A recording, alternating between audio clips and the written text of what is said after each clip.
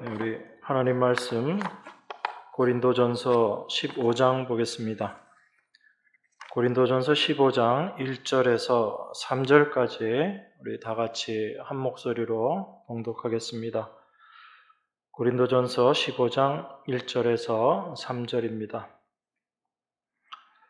형제들아, 내가 너희에게 전한 복음을 너희로 알게 하노니 이는 너희가 받은 것이요 또 그 가운데 선 것이라.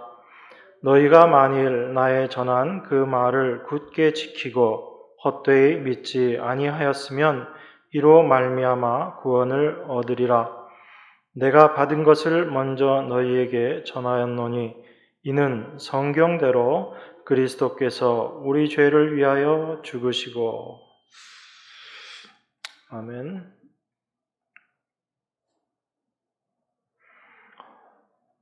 우리 고린도전서 15장은 부활과 관련되어 있는 내용들을 우리에게 이야기하고 있습니다.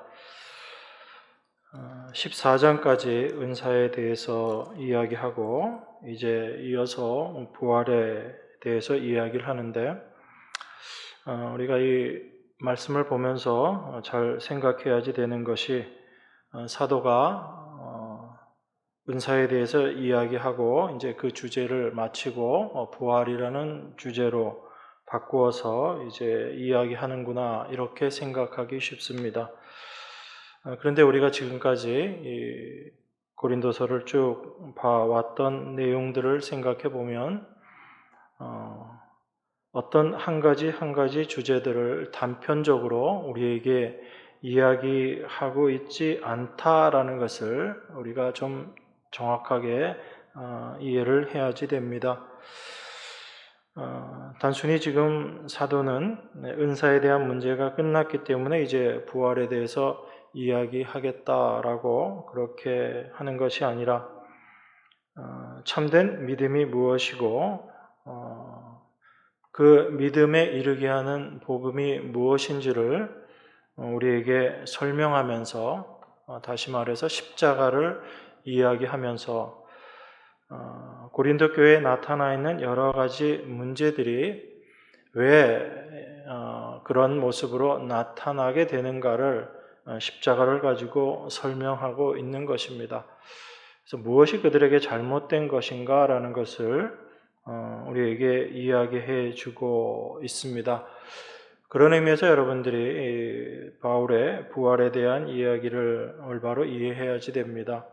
단지 내가 부활을 믿고 있느냐 믿지 않고 있느냐 이 차원에서 이야기하는 것이 아니다라는 것을 먼저 생각하셔야지 됩니다.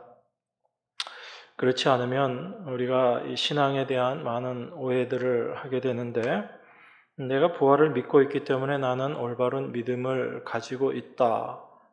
나는 복음을 올바로 알고 있다. 이렇게 생각하기가 쉬운 것입니다.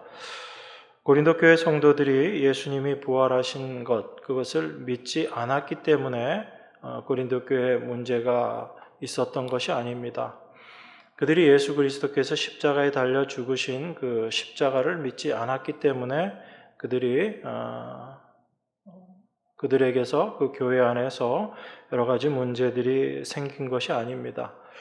분명히 예수님의 십자가를 믿고 그 예수님의 십자가로 말미암아 내 죄가 다 용서받았다라는 것을 믿고 또한 그 모든 것들이 예수 그리스도의 십자가에 죽으시고 부활하심으로 말미암은 것이다라는 것을 그들이 믿고 있었지만 그 믿음이 올바른 믿음으로 나타나고 있지 못하다라는 것을 바울이 지금 우리에게 이야기하고 있는 것, 이게 바로 지금 고린도서의 내용이거든요. 그러니까 우리 믿음이 어떠한 위치에 있는가라는 것을 늘 생각해야지 됩니다. 그래서 너희가 믿음 가운데 있는가 스스로 확증하라라는 이 말씀의 의미는 내가 그 사실을 믿고 있느냐 믿고 있지 않느냐, 나에게 그 말씀이 믿어지느냐 믿어지지 않느냐 이 차원의 이야기가 아닌 것입니다. 복음은 절대로 어떤 기능적인 것이 아닙니다. 기능적이다라는 말씀의 의미는 여러분들이 이 복음을 믿고 복음을 믿었기 때문에 이제 여러분들은 천국 가고 하나님의 자녀가 되는 것이다라는 그런 차원에서의 이야기가 복음이 아니다라는 것입니다. 단지 그것을 믿느냐 믿지 않느냐의 문제를 떠나서 이것이 나에게 참된 믿음으로 다가왔다면, 내가 그것을 정말 믿고 있다면 그 믿음은 우리로 하여금 뭔가 믿기 전과 믿고 난 이후에 다른 모습으로 우리 자신에게 나타나게 된다라는 것입니다.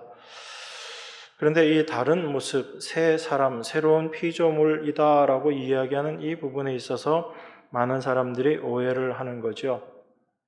우리가 이전에 하지 못했던 어떤 행위들을 하게 되고 이전보다 더 착하게 살고 하나님의 말씀을 우리가 다 지켜낼 수 있게 되고 이런 것을 믿음으로 오해하는 것입니다. 그런 의미에서 우리가 믿음에 대해서 올바로 알고 있어야지 됩니다. 특별히 우리가 성경에 나와 있는 말씀들을 보면서 무엇을 하라, 하지 말라의 말씀들을 우리가 많이 보죠. 그 말씀들을 우리가 대할 때마다 그런 생각을 합니다. 우리가 믿음이 없을 때는, 우리가 믿지 않았을 때에는 그 말씀들을 지켜서 행할 수 없지만 우리에게 믿음이 임하고 나면 이제 그 말씀을 지킬 수 있는 힘과 능력이 우리에게 주어졌기 때문에 우리가 그 말씀들을 다 지켜 행할 수 있다라고 그렇게 생각합니다.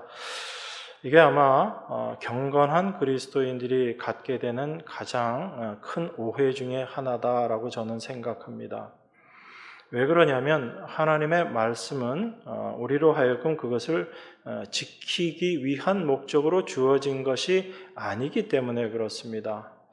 근데 우리들은 자꾸 그 말씀들을 지켜 행해야지 되는 것으로 생각하고 내가 그것을 지키면 하나님의 자녀로서 내가 올바른 삶을 살고 있다라고 생각하고 그것을 지키지 못하면 내가 왜 이런가라는 그런 자책에 빠지는 것입니다. 우리들은 일반적으로 명령이라는 것을 어떻게 이해하냐면 누가 나에게 명령을 하면 내가 그 명령대로 행해야지 된다라고 그렇게 생각합니다. 그 생각을 가지고 성경을 보다 보니까 늘 그렇게 이해를 하는 거죠. 성경을 보면 참 많은 하나님의 명령들이 있거든요.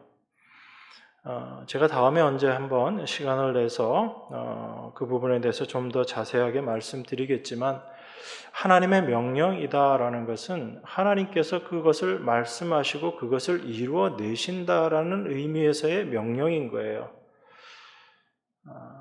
창세기에 보면 하나님께서 빛이 있으라라고 명령하시죠.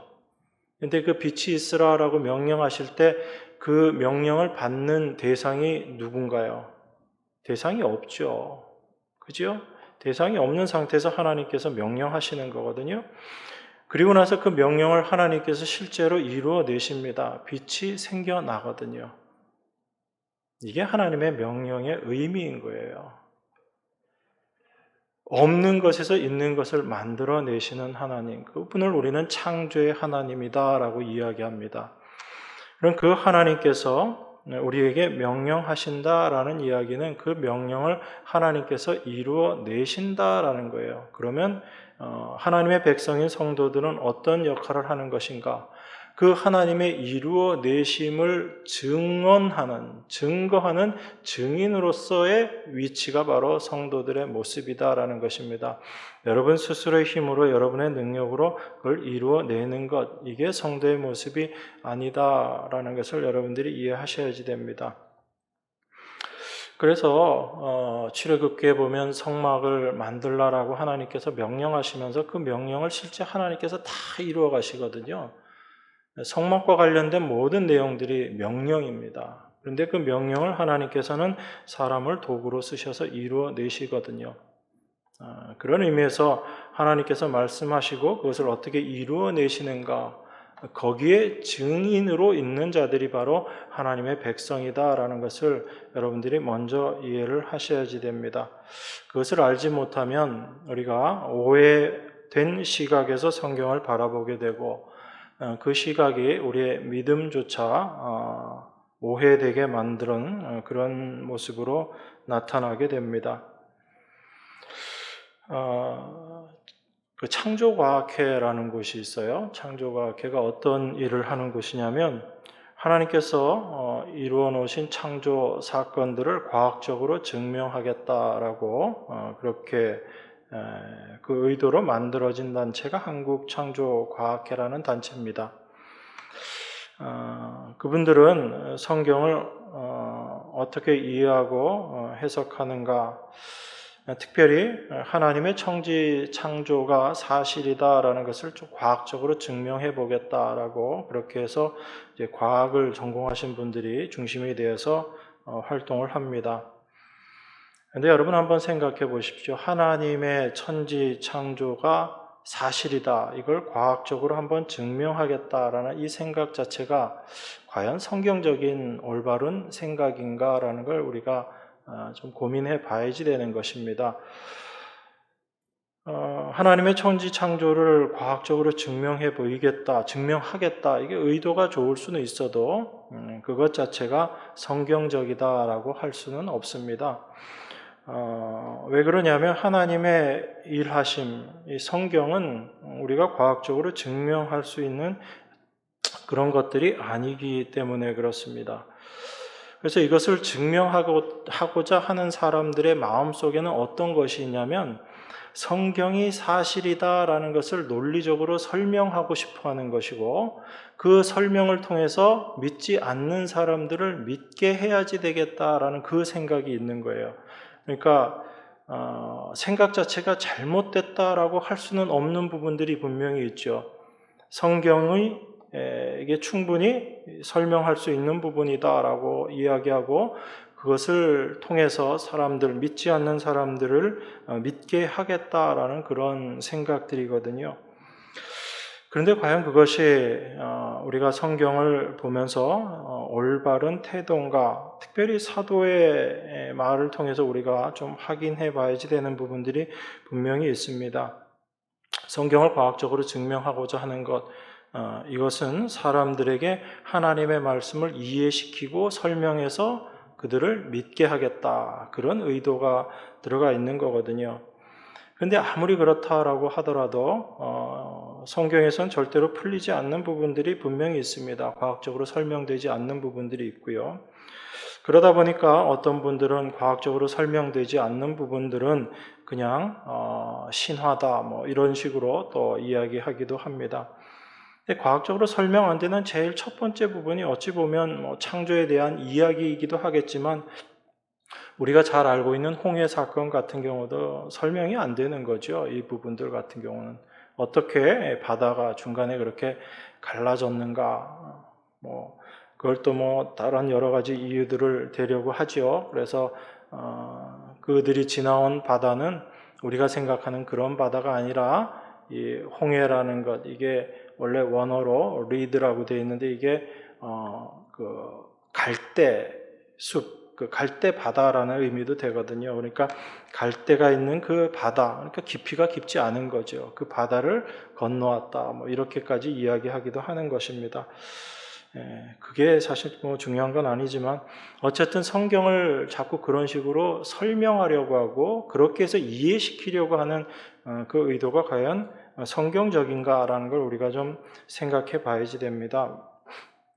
왜 제가 이 말씀을 드리려면 우리가 이제 지금 다뤄야지 되는 주제가 부활이기 때문에 그렇습니다. 그러면 부활이라는 것 자체를 어떻게 이걸 믿게 하겠느냐, 우리는 자꾸 그렇게 생각할 수 있는데 바울은 전혀 그런 쪽으로 이야기를 하고 있지 않습니다. 우리 기독교 신앙의 가장 핵심적이고 본질적이고 가장 중심이 되는 부분이 사실 예수 그리스도거든요. 그렇죠? 그런데 그 예수 그리스도에 대한 부분 자체가 이미 설명이 되지 않고 이해되지 않는 부분입니다. 예수님이 이 땅에 오셨고 그리고 십자가에서 죽으시고 부활하셨다라는 이 기독교의 가장 핵심적인 내용, 이것 자체가 사실 논리적으로 설명이 안 되는 거거든요. 제가 여러분께 한번 물어보겠습니다.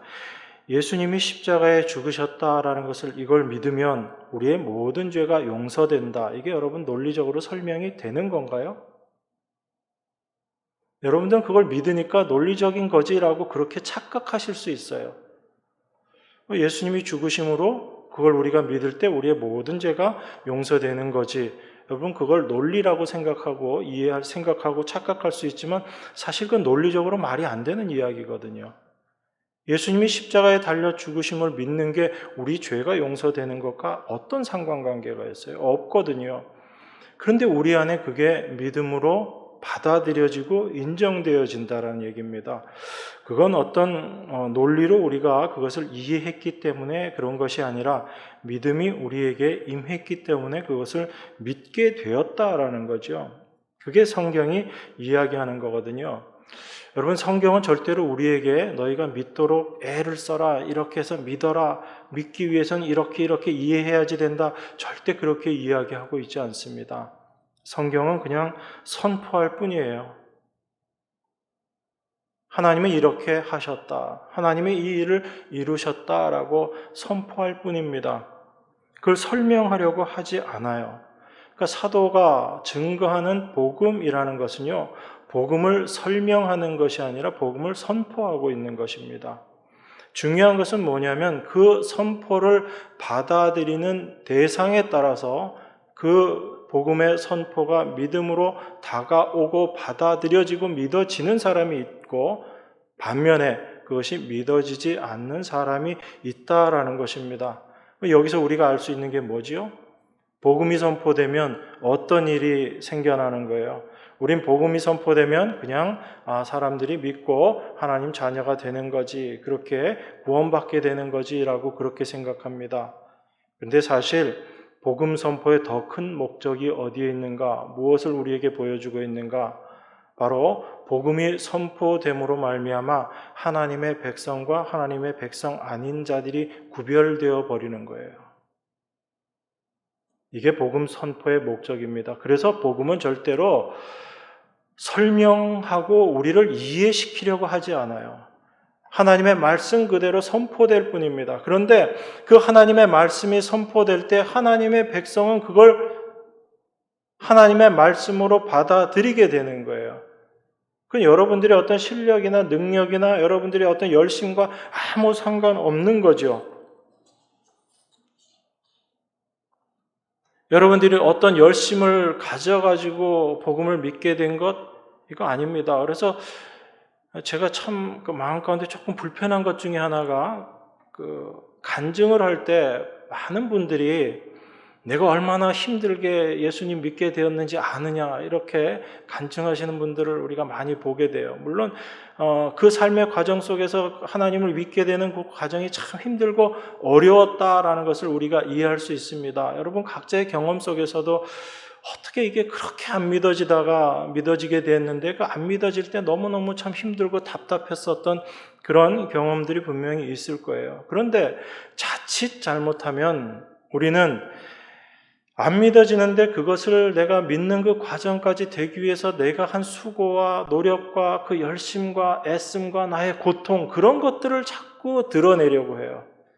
그러다 보면 복음이 복음으로 나타나지 않게 되는 겁니다.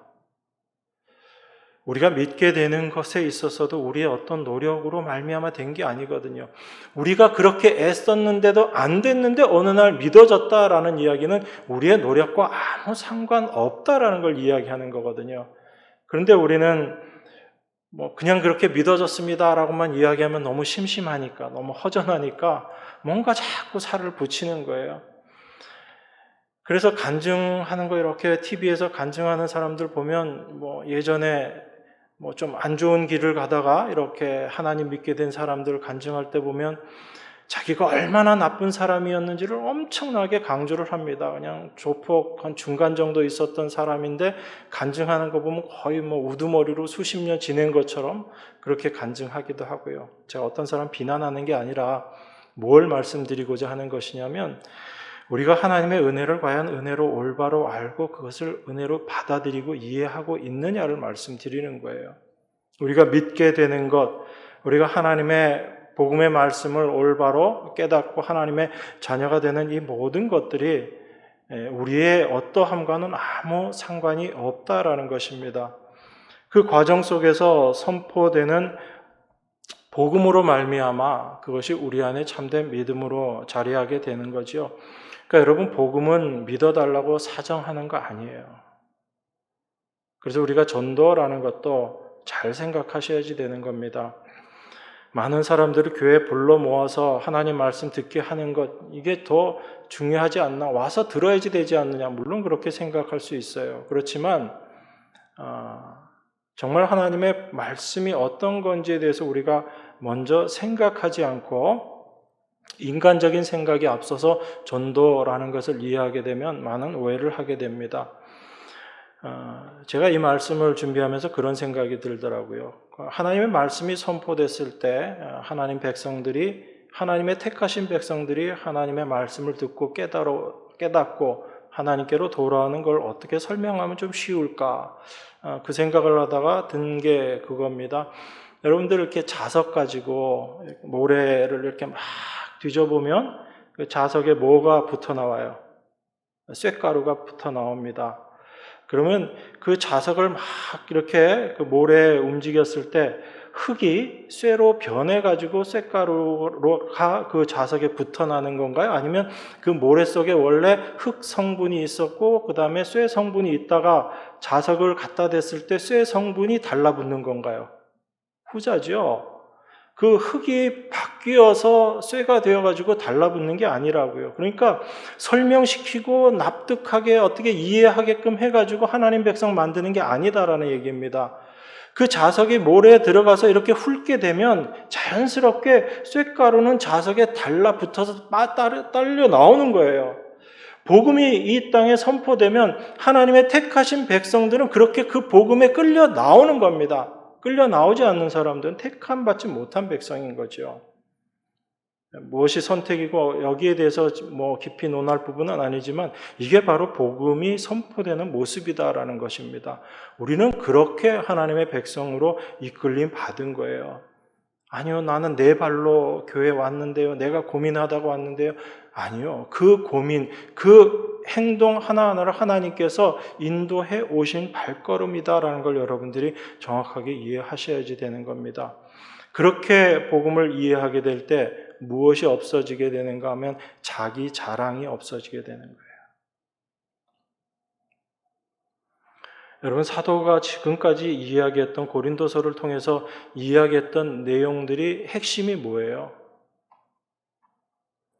복음을 들었다라고 한 고린도 성도들이 전부 뭘 얘기하고 있어요? 나 잘났다라는 이야기들을 지금 다 하고 있는 거예요. 나는 이런 은사를 받아서 내가 잘난 거고, 나는 누구에게 세례를 받았기 때문에, 나는 누구 파에 속한 자이기 때문에 내가 더 잘난 거고, 하나님은 나에게 이런 은사를 주셨기 때문에 내가 다른 사람보다 더 뛰어난 자이고, 이게 복음이 뭔지를 모르기 때문에 나타나는 현상이다라는 것입니다. 그래서 사도는 그 모든 문제들을 어떻게 풀어나가냐면 십자가라는 것으로 풀어가는 거예요. 너희가 십자가를 올바로 알고 있는가? 십자가를 올바로 안다면, 복음이 무엇인지를 올바로 안다면 절대로 그런 모습으로 나타날 수 없는 것이다 라는 것을 우리에게 이야기해 주는 것입니다.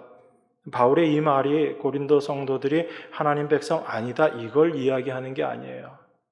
그 십자가를 통해 비춰봤을 때 우리 자신들이 어떤 모습인가를 바울은 지금 이야기하고 있는 거고, 그 십자가를 통해서 우리 자신들을 바라봤을 때 우리가 어떤 모습으로 자기 자신을 이해하고 받아들이게 되는가, 이것이 바로 복음을 올바로 믿은 자들의 모습이다라는 것을 이야기하고 있는 거죠.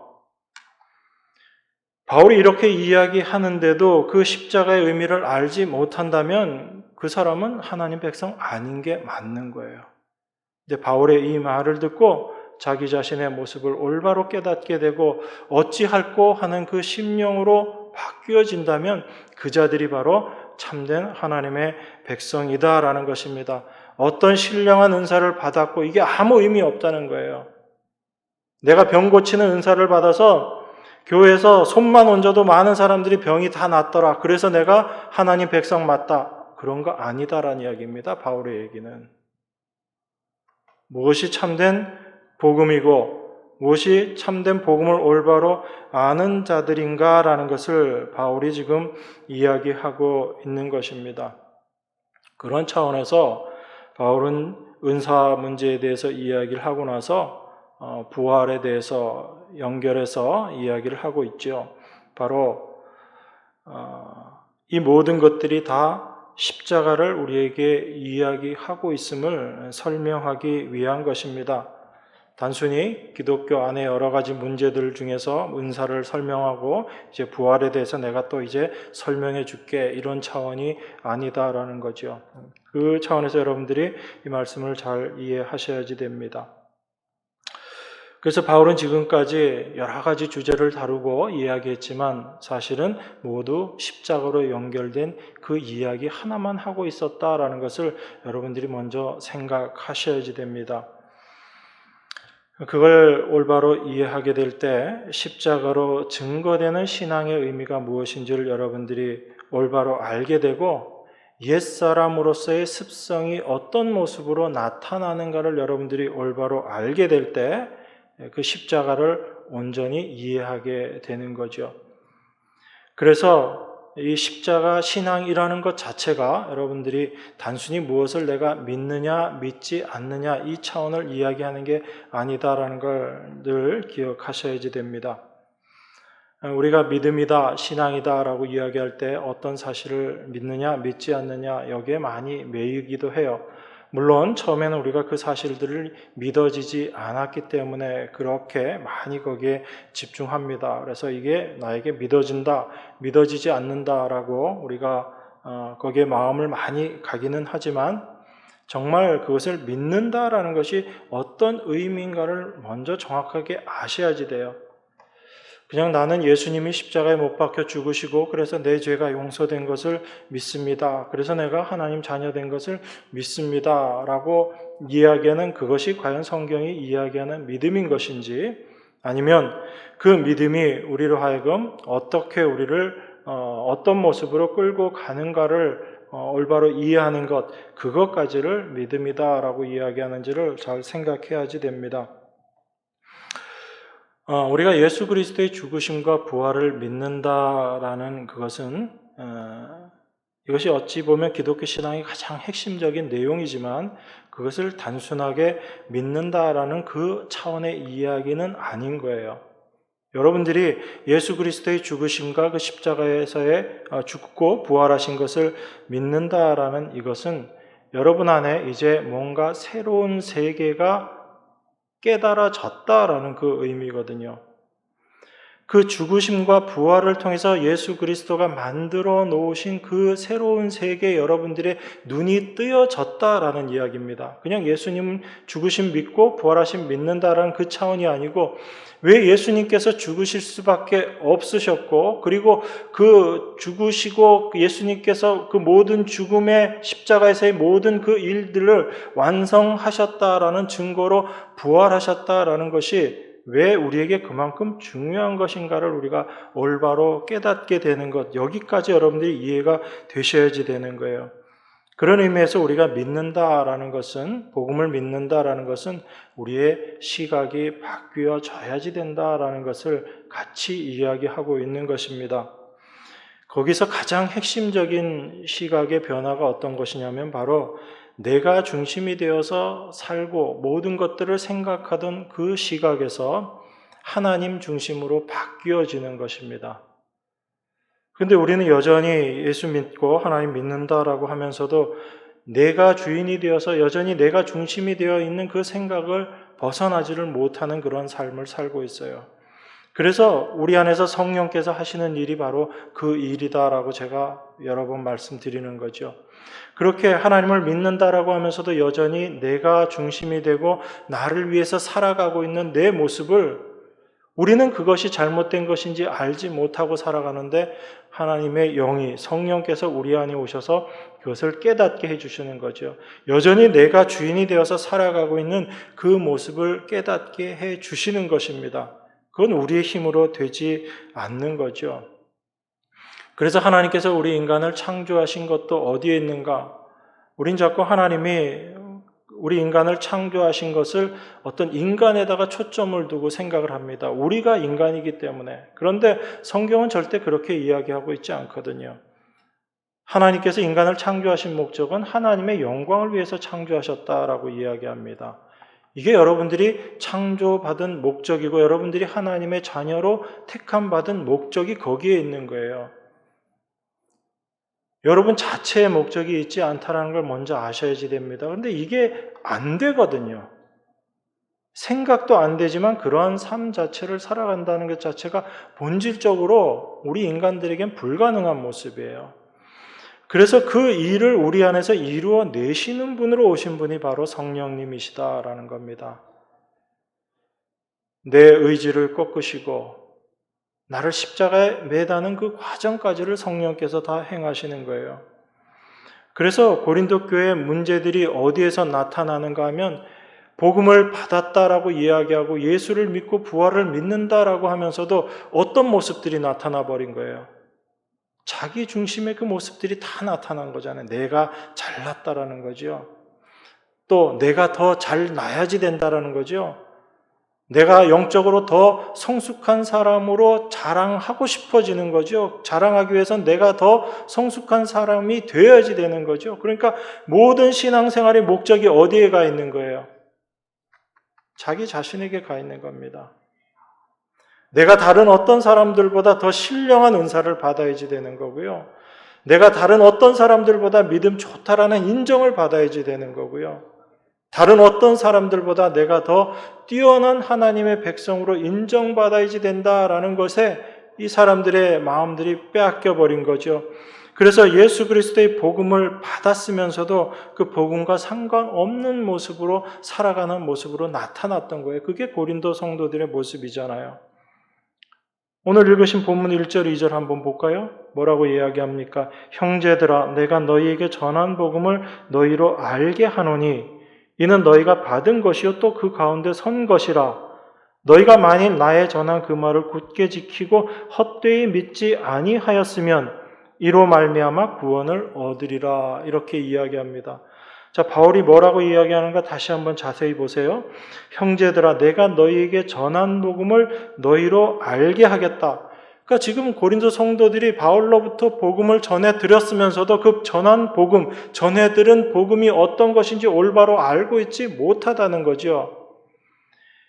그런데 올바로 알게 하겠는데 이것이 바로 너희가 받은 것이고 또 그 가운데 너희들이 쓴 것이다. 그렇게 이야기합니다. 그런데 너희가 만일 나의 전한 그 말을 굳게 지키고 헛되이 믿지 아니하였으면 이로 말미암아 구원을 얻으리라. 그 얘기를 합니다.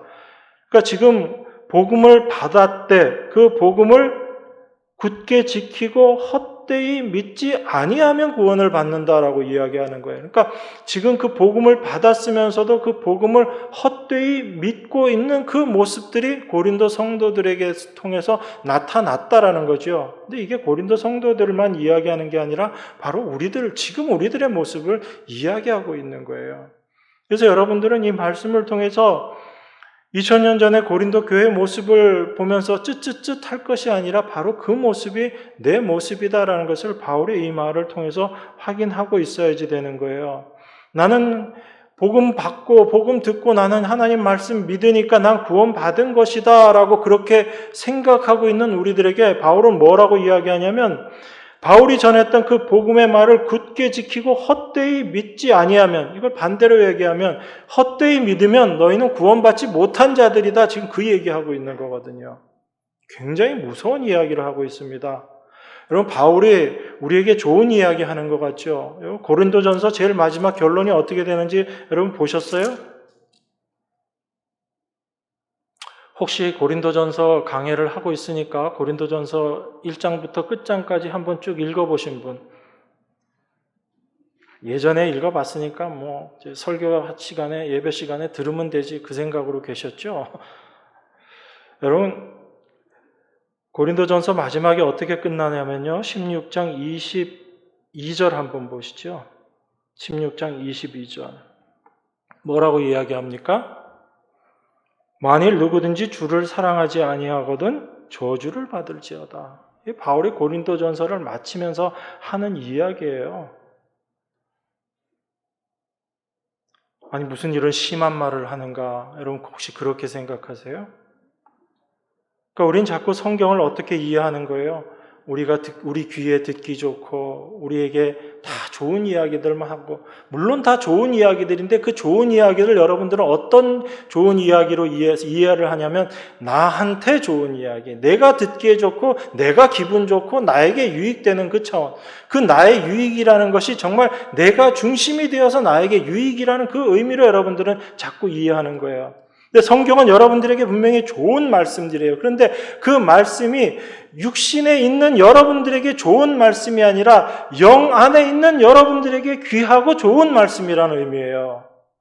그래서 그 말씀의 의미를 올바로 받아들이지 못하는 자, 주를 사랑하지 아니하는 자, 주님을 사랑하지 않는 자들이 어떤 자들이에요? 하나님의 은혜를 모르는 자들인 거예요. 그러니까 입으로는 주님을 믿는다라고 이야기하면서도 참된 은혜를 모르는 자, 그 마음 가운데 주를 사랑함이 없는 자, 이런 자들은 어떤 자들이 어떻게 된다고요? 다 저주받는다라고 지금 바울이 이야기하고 있는 겁니다. 굉장히 무서운 이야기하고 있는 거죠. 그러니까 성경은 절대로 여러분 듣기에 기분 좋은 이야기 써놓은 책이 아니라고요. 제가 말씀드렸잖아요. 복음이 선포되면 어떤 일이 벌어진다고요? 물론 결과 한 모습에서는 분명히 믿고 하나님 백성 되는 그 일들이 벌어집니다. 그런데 다른 한편으로 어떤 일이 벌어지는 거예요? 택함받지 못한 심판의 자식들이 드러나는 거예요. 심판받을 자들이 드러나는 겁니다. 이게 복음의 선포예요.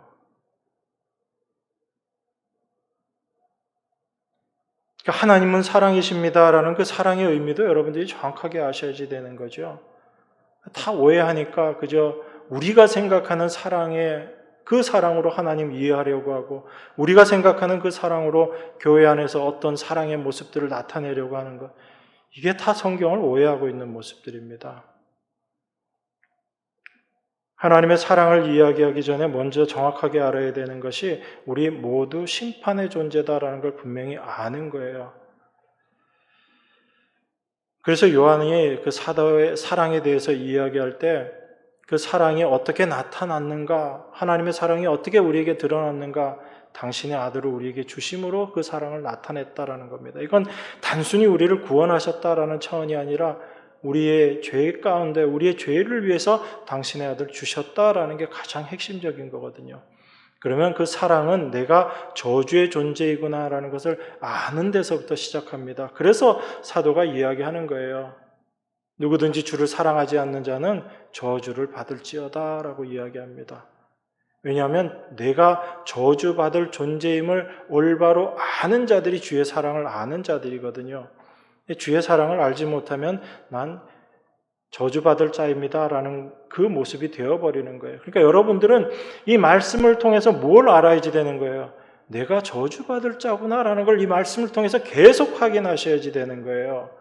그걸 깨닫지 못하고 나는 이제 믿으니까 내 안에 믿음이 있으니까 나는 하나님의 사람이 되었고 이제 하나님의 사람으로서 뭘 할까? 이게 믿음과 상관없는 여러분들의 생각일 뿐이다라는 거예요. 성경은 늘 우리를 어떤 자리로 끌고 가냐면 저주와 심판의 자리로 우리를 끌고 갑니다. 그곳에서 하나님의 은혜와 사랑이 무엇인지를 깨닫게 하는 것, 이게 하나님의 말씀이거든요. 그래서 내가 무엇을 하더라도 그 모든 것들이 하나님 앞에 심판받을 일밖에 없구나라는 것을 깨닫는 자들이 내가 뭔가를 하겠다라는 것들을 이제 내려놓게 되는 거예요. 내가 뭘 해서 하나님께 칭찬받아야지 되겠다. 내가 뭘 해서 더 성숙한 그리스도인이 되어야 되겠다. 이 모든 것들을 내려놓는 위치가 되는 거예요. 그게 자기가 바로 십자가에 못 박혀 죽은 존재임을, 자기 자신이 죽음의 존재임을 깨닫는 거죠. 그냥 단순히 내가 십자가에서 나도 달려 죽었어, 그게 나 믿어져, 그 차원이 아니고 왜 내가 십자가에 달려 죽을 수밖에 없는지를 아는 게 그게 내가 십자가에 달려 죽었다라는 것을 믿는 믿음이라니까요. 근데 우린 그냥 내가 십자가에 달려 죽은 게 어느 날 환상처럼 보였어, 그래서 난 믿어, 그건 절대로 성경이 이야기하는 죽음이 아닌 겁니다. 십자가의 죽음, 자기 부인이 아닌 거예요. 내가 죽었다라는 것은 내가 죽을 수밖에 없는 존재이고 나에게선 그 어떤 것도 선한 것이 있을 수 없다라는 것을 아는 존재이고 그것이 참된 죽음을 믿는 그 믿음인 거지요. 그러니까 우리가 믿음이다라고 이야기하면서 전혀 믿음과 상관없는 모습으로 살아가고 있는 우리 모습을 분명하게 깨달아야지 되는 겁니다. 그걸 알지 못하고 우리는 믿음을 절대 이야기할 수 없는 거예요.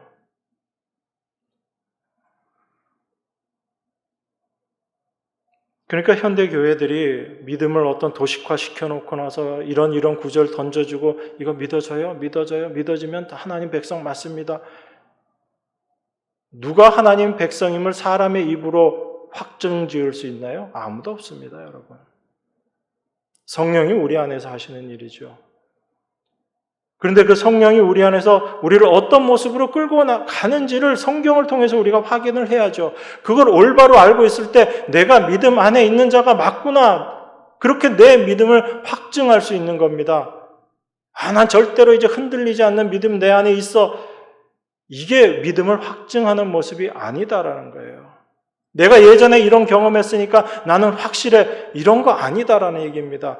그 경험들이 확실한 믿음인가를 성경을 통해서 여러분들은 확인하셔야지 되는 거예요. 그게 바로 확증하라라는 말씀의 의미인 것입니다. 사도가 3절에서 부활을 이야기하기 전에 이 이야기를 합니다. 내가 받은 것을 먼저 너희에게 전하였노니 이는 성경대로 그리스도께서 우리 죄를 위하여 죽으시고라고 그렇게 이야기합니다. 이게 사도가 이야기하는 복음이다라는 거거든요. 그러니까 우리가 올바로 복음을 받고 복음을 듣는다면 우리에게서 무엇이 먼저 전제가 되어야지 되는 거예요. 그리스도께서 내 죄를 위하여 죽으셨다라는 이 말씀이 여러분에게 정말 믿어진다면 여러분들은 여러분 자신을 어떤 모습으로 보는 것이 합당한 거예요. 그게 맞는 거예요. 내가 죄인 맞습니다라는 이 모습이 여러분 안에서 늘 확인되셔야지 되는 거예요. 내가 예전에 죄인이었는데 예수님 십자가를 믿음으로 내가 이제 의인 되었어. 그래서 나는 이제 죄와 아무 상관이 없는 자다. 이것 자체만 붙잡고 사는 것이 아니라 하나님의 말씀 앞에서 우리는 늘 어떤 모습으로 드러나야지 되는가 하면 죄인의 모습으로 날마다 드러나야지 되는 거예요. 그래서 사도가 이 이야기를 하는 것입니다. 성경대로 그리스도께서 우리 죄를 위하여 죽으셨다라는 말씀을 사도가 먼저 하는 이유가 거기에 있는 것입니다.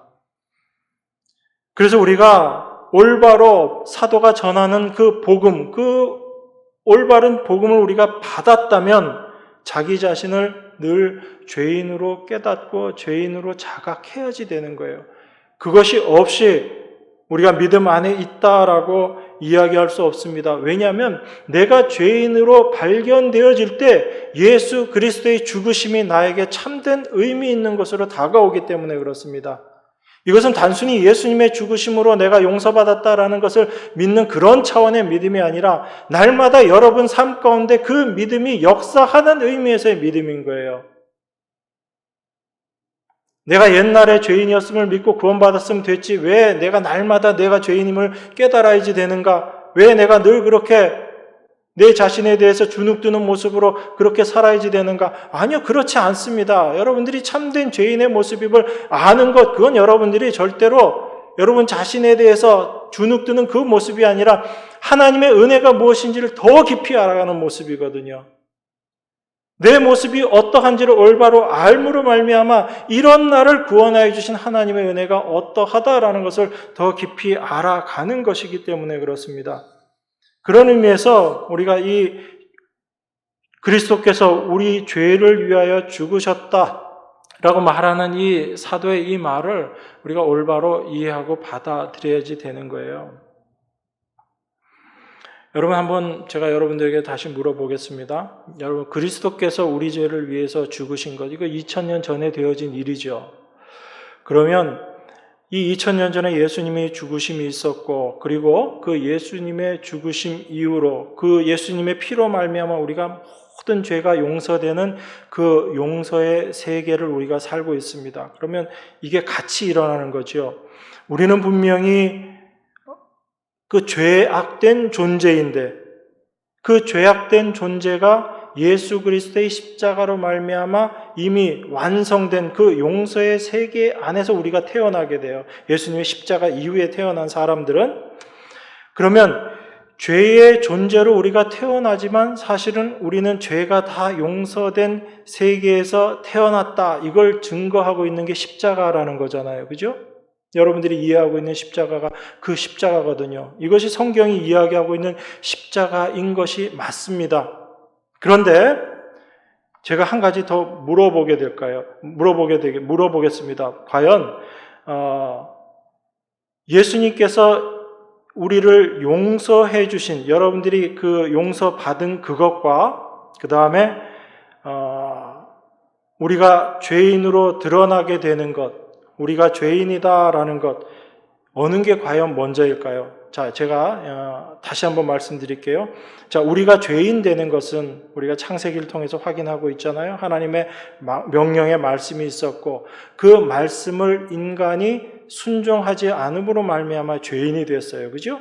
그리고 나서 있게 된 것이 예수님의 십자가 사건입니다. 그게 2000년 전에 있었던 일이에요. 그리고 나서 우리가 예수님의 십자가에 용서받은 존재다라는 것을 우리가 알고 있는 거죠. 그게 우리가 일반적으로 생각하는 그 예수 그리스도의 십자가와 용서 그리고 죄라는 문제입니다. 그러면 죄가 먼저 있었던 건가요? 아니면 용서가 먼저 있었던 건가요? 죄가 먼저 있었다라고 우리가 그렇게 생각하잖아요.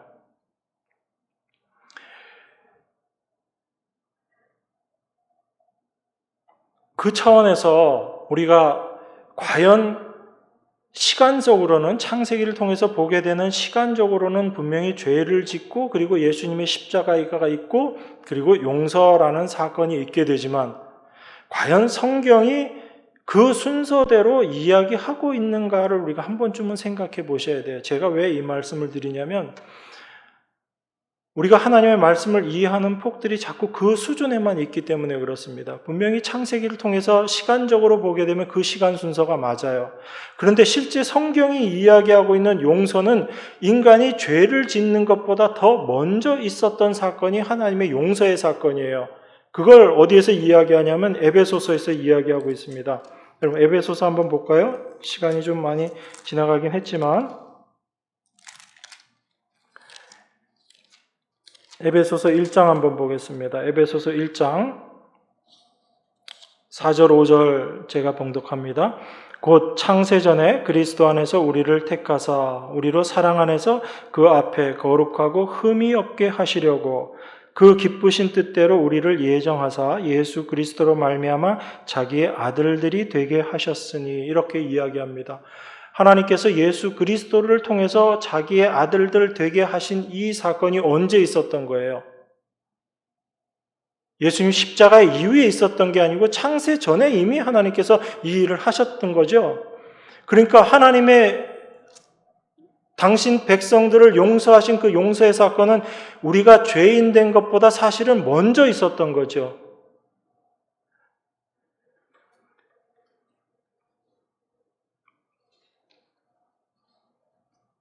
우리가 하나님을 믿는다라고 이야기하는 믿음, 하나님의 용서를 믿는다라는 그 용서를 믿는다라는 사실이 사실은 이 모습인 거예요. 이게 성경이 이야기하고 있는 거거든요. 우리는 우리가 죄를 짓고 십자가가 있고 그리고 우리가 용서받았다라고 이야기하지만 우리의 이 용서는 이미 하나님께서 언제 우리를 용서하셨냐면 태초에 우리가 태어나기도 전에 하나님께서 이미 용서하신 거예요.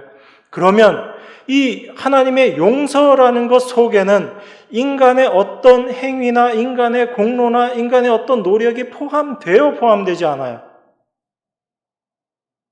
포함되지 않는 겁니다. 그러니까 여러분들이 예수님의 십자가를 믿는다라고 할 때 그 믿음의 지난한 과정들이 있었지만 사실은 그 과정들도 이미 하나님의 은혜 가운데서는 이미 여러분들이 그 애씀과 노력과 수고와 상관없이 이미 다 완성되어 있는 사실이죠. 이게 하나님의 용서의 세계거든요.